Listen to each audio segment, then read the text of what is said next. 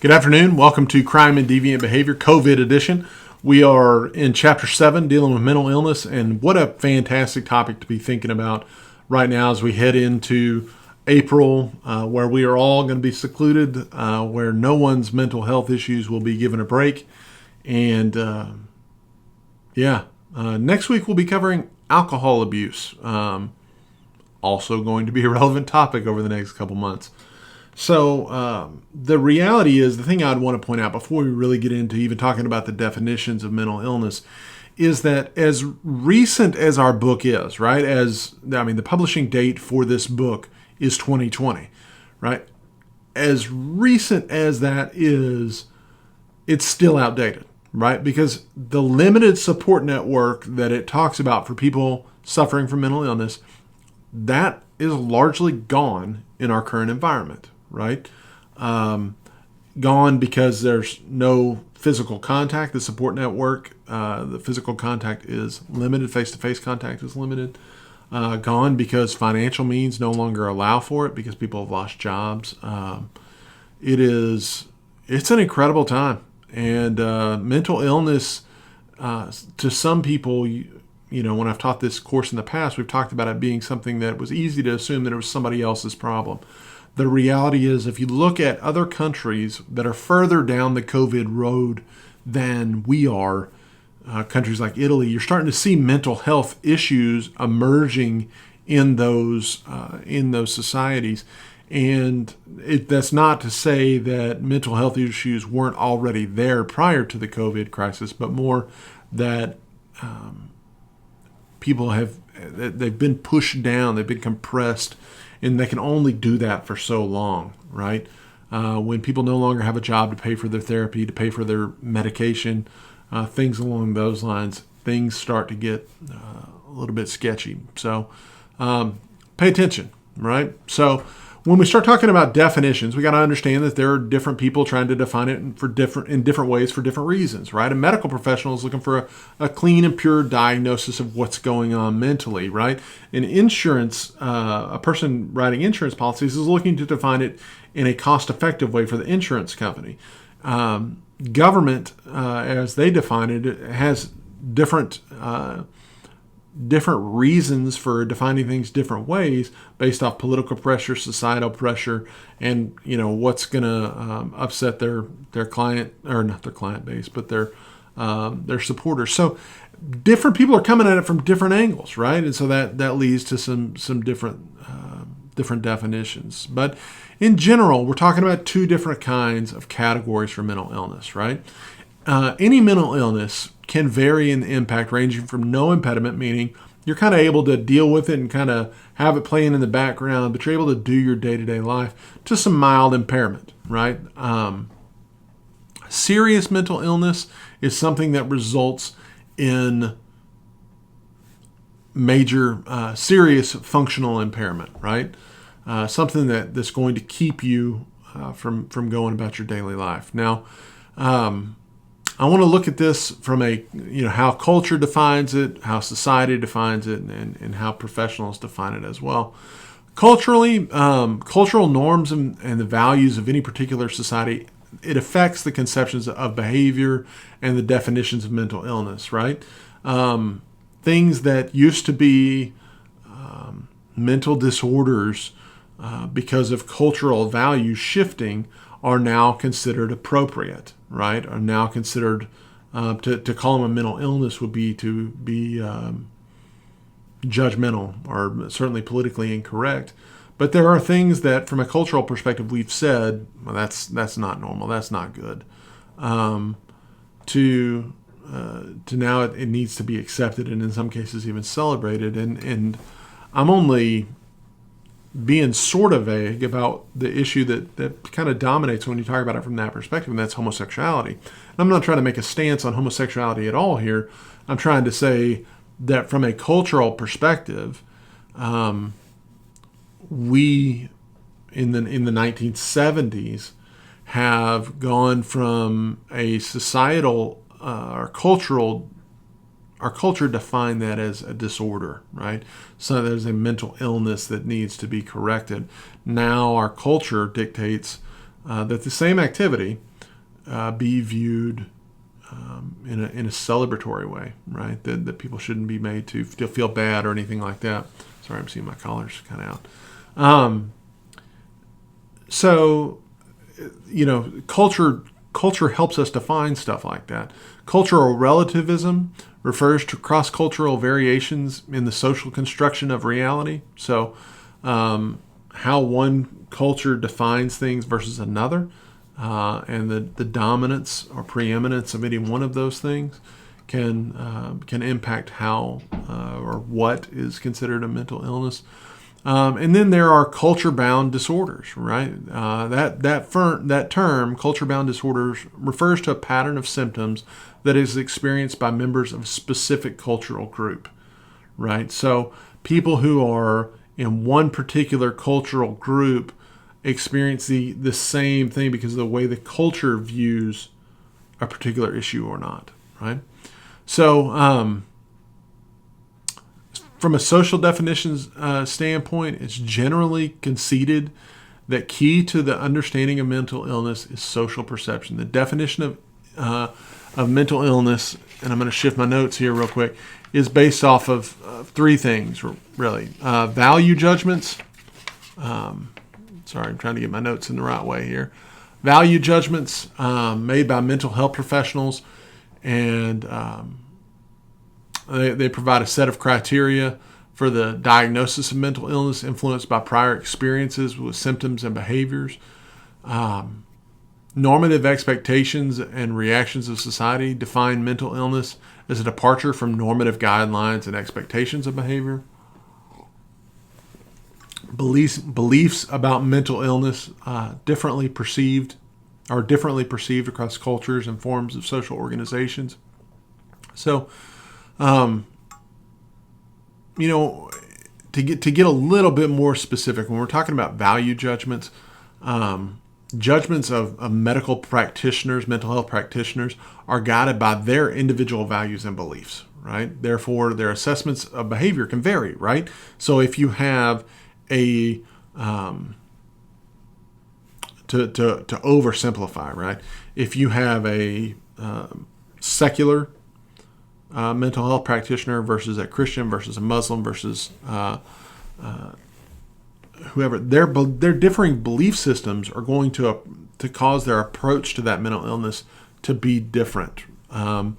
Societal definitions are also going to come into play there. Society has expectations. Regardless of your beliefs, society expects you to act in a certain way.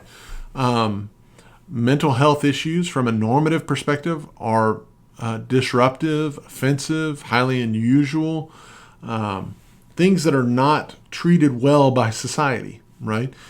So we've got to deal with how society looks at them. And then, specific beliefs about mental illness start to impact things because conflicting views on mental illness shape how different groups are going to treat mentally ill behavior, right? So if you have a secular group that is, for instance, I'm just trying to think of an easy example here. If you have a secular group that's trying to treat someone who is engaging in homosexual behavior, then they may say, well, there's no treatment necessary, right? Versus somebody who's coming at it from a Christian worldview, they're going to have a different perception of that, right? They are going to approach it from a trying to fix it. It's probably not the best. I probably offended a large number of people by those air quotes, but oh well. The reality is different people's belief systems are going to cause them to approach things differently. That's not news to anyone, regardless of how we do it. So we've got those cultural definitions, we've got social definitions, but the reality is there is a medical definition here that we want to get into. And the medical model says mental disorders are attributed to some sort of genetic abnormality or other inherited vulnerabilities, right? Psychoses are the more severe forms of mental disorder and often require long-term treatment. Neuroses are the less severe disorders such as depression, anxiety, the things that we see really common in our society. Certainly, again, even before the COVID stuff, depression and anxiety, we've talked about that, was a huge thing in our society. You start putting the clamps on society in those neuroses, those less severe disorders like that are going to start ramping up. Then depression and anxiety are often referred to as minor disorders. Depression, unipolar, specifically major depression, is a serious mood disorder marked by cognitive, motivational, and physical symptoms, right? Bipolar disorder, which is another neuroses, involves pronounced mood swings from depression to uncontrolled mania. I knew a guy who had bipolar disorder, and he would go from thinking he was just trash, just worthless, to staying up for days on end to write a book, right? Because he had so much wisdom that needed to be imparted to the world. So, I mean, it's bipolar disorder. I mean, it's one of those deals where when we start talking about calling it a minor disorder, it makes me just a little uncomfortable because of how severe it seems in the people that I've had a chance to know. Personality disorders, antisocial personality disorder, narcissistic, histrionic, schizotypal, dependent, and borderline personality disorders are all there. And again, can majorly impact the life of someone. Schizophrenia is somebody who suffers from hallucinations or delusions. Anxiety disorders are another neuroses where anxiety is experienced. The anxiety experience is disproportionate to the circumstance. So everybody else can see that something's going to be all right, but the person who suffers from that, it just seems like the end of the world is inbound. I gotta say, as a little bit of an aside, you're going to see some of that in the next couple weeks and months. The end of the world may be inbound, or it may not be. It has nothing to do, I promise you this, with the COVID-19 coronavirus junk, right? The Lord's numbered our days, right? He did not have to recount in order to, because coronavirus threw off his whole, math. End of the world is inbound, but we don't know when. And that could mean tomorrow. It could mean 1,000 years from now. Don't trust anybody who says they know when it is the bottom line. So, from the perspective of the epidemiological and costs, the perspective of the epidemiological and costs of mental illness, a wide range of epidemiological studies shows that severe psychoses seem to be recognized and occur everywhere. Doesn't matter the culture, doesn't matter the place. Cultures that share common concepts of mental illness often share similar rates of mental illness, right? That's good just in that it shows us that things are consistent across the board. Once you come up with a common definition, you're going to start seeing a lot of similarities across the board. Mental illness is the costliest medical disorder. The percent increase in the cost fix for treatment of mental illness has exceeded that for each of the 4 other costliest medical conditions. Dang. So let me read that again. The percent increase in the cost for the treatment of mental illness has exceeded that for each of the 4 other costliest medical conditions. About 6% of adults have a serious, about 6% of mental illness, about 6% of adults in America have a serious mental illness. That's a jacked up stat. And they experience some significant functional impairment. Anxiety disorders are the most prevalent form of mental illness, affecting more than 18%.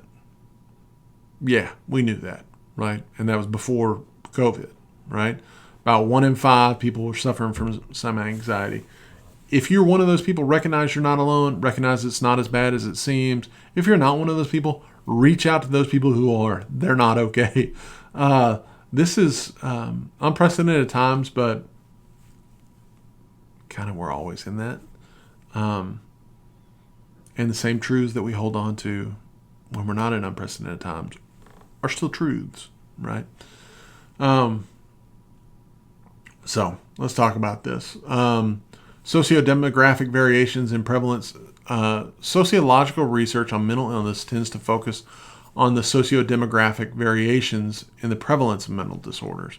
Women are more likely to have some form of mental illness, likely to suffer from serious mental disorders than are men. So, again, women are more likely to have some form of mental illness or likely to suffer serious mental disorders than are men. The onset of chronic mental disorders is most commonly occurs in the teen and early adult years. 1/2 of all serious illness, mental illness specifically, begins before the age of 14. So we're talking about early adulthood, junior high, high school.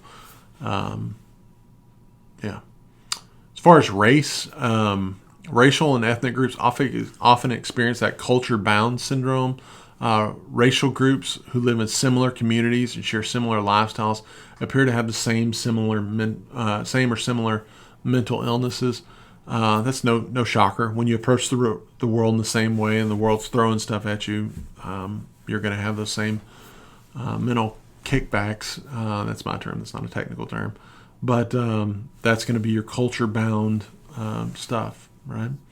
As far as social status, members of the upper socioeconomic strata are more likely to experience minor disorders, such as neuroses. Their mental illness impairs social mobility and status attainment.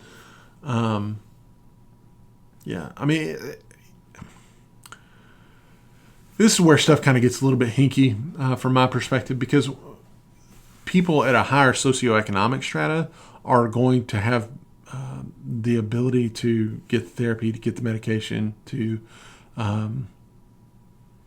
have templates for support networks, right? Templates for coping mechanisms. Whereas if you're in that lower socioeconomic strata, you're having to deal with things at a very real level. You don't have that socioeconomic buffer built in. You've got to take the hits as they come. Sociodemographic variations in the prevalence of mental disorders. Let's see here. Sociologists examine value judgments, normative expectations, and cultural beliefs associated with mental illness. Let me see here. iPhone use and mental illness provides an insightful analysis of iPhone use and mental health among adolescents. The research concludes that it is not an exaggeration that to describe the iGeneration as being on the brink of the worst mental health crisis. The worst mental health crisis in decades. That's really comforting given what we're undergoing right now. That the iGeneration, the people who have those mental illnesses, that they are on the brink of the worst mental health crisis in generations. That's not really helpful when we start looking at what's happening right now. So it is commonly accepted. That some forms of mental illness are result from inherited vulnerabilities with stressful life events. Family experiences like marital discord, divorces, stresses, role conflicts, childhood trauma. They can become, any major source of stress can be a precursor to a mental illness or mental health issues, right? Parent-child relationships characterized by conflict and stress also relate to the development of mental illness. So if you've had trauma with a parent, or if you've had if someone has had just a relationship with a caretaker that is based in conflict. Mental illness, those things can be precursors to that, right? So social causation versus social selection.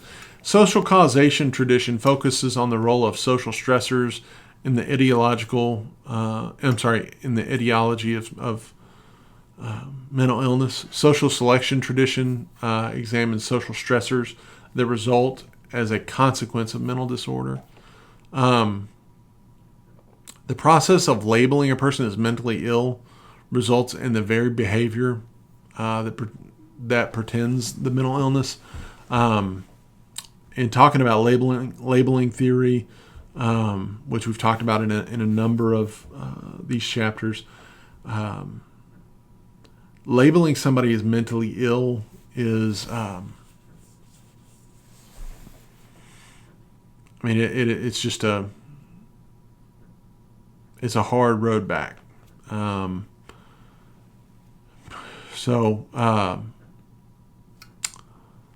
Mental illness. So the social reaction. A few things here. I'm sorry, my notes are kind of confusing here. The process of labeling a person as mentally ill results in the very behavior that pretends mental illness. There's a myth of mental illness that acknowledges that mental illness does exist. Mental illness, therefore, does not lie within the individual. Rather, it's a societal response to such behavior. There is an idea from a social perspective that there's a mentally ill role, right? That rule breakers are people who don't go along with those societal norms are labeled mentally ill. Being sane in insane places. Rosenhan's 1973 experiment questions the traditional psychiatric diagnosis and how diagnosis betrays very little. Sorry, I've got a thing that popped up on my screen here. Diagnosis betrays little about the patient, but much about the environment in which the observer finds them. So the idea is, there are people who are dealing with life as people with mental disorders are just dealing with life in the way they see it. How we label them says a lot more about us than them necessarily. So theoretical explanations of mental illness. Mental disorders are thought to result from physical processes within the body, most often chemical imbalances or brain dysfunctions.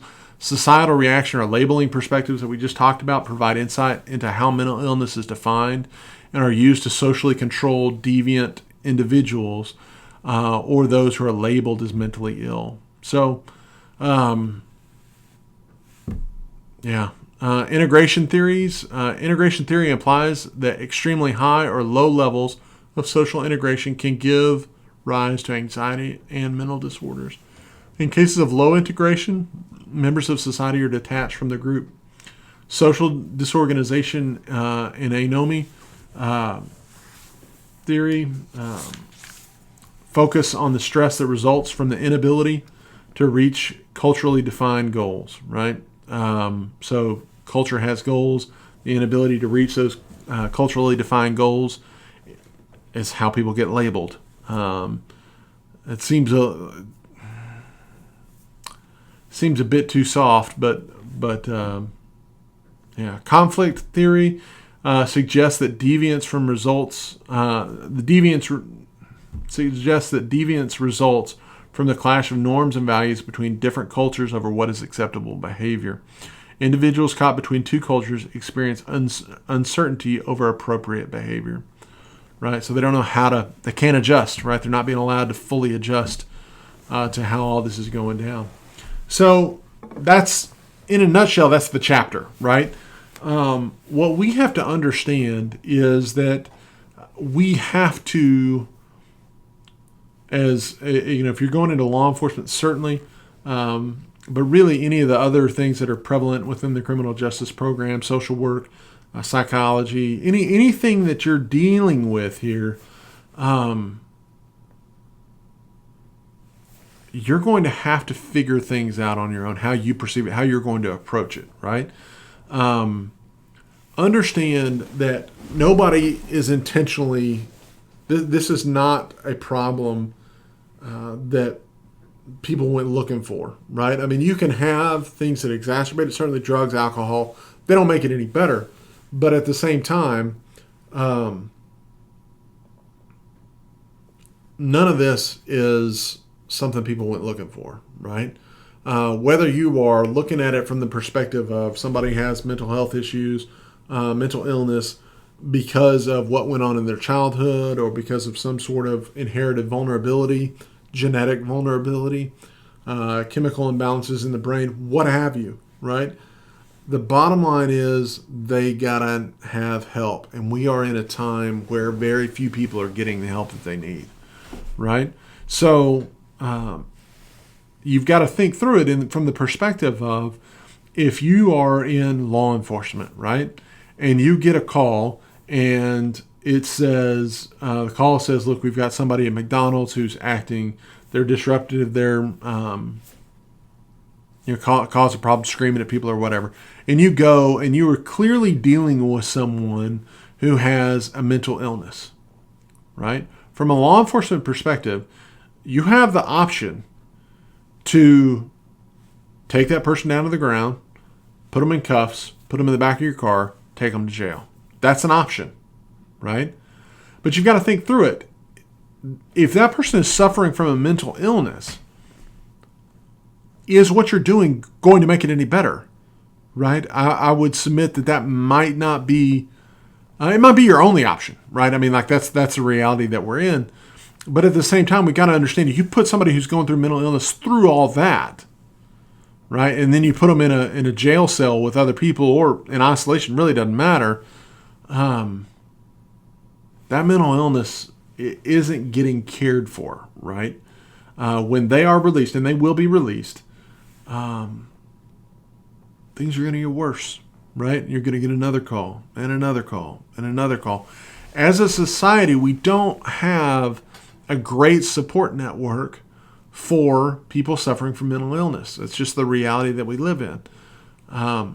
We need to be thinking about how can we better serve this aspect of our society, right? The people who are struggling, regardless of why, people who are struggling with severe mental illness, we've got to figure out how to get them the help that they need. And that may be for us right now a bridge too far, right? We don't know. We're not in a position to reach out to people. We're not trained to reach out to people who are suffering from severe mental illness. But we are in a position, people who are suffering from those neuroses, to reach out, to be a support network, right? To especially in a trying time like this, just to reach out and say, hey, let's figure this out together, right? Now, it's a little more complicated than that, in that if you're dealing with someone who is suffering from something like narcissism, they're not really going to want your help, right? But at the end of the day, we have the opportunity to be there for people, right? To be the support network that they don't have right now. And that's our calling, right? I mean, regardless of what you're going into, if you call yourself a Christian, your calling is to help those who cannot help themselves, to declare freedom for the captives, right? That doesn't just mean, it certainly means to declare freedom from sin. It certainly does that. But what is more is that freedom from sin allows us to chase down the consequences of sin, right? To help bring people into a better way of living, a better understanding of who they are, right? We may not have the professional training to deal with the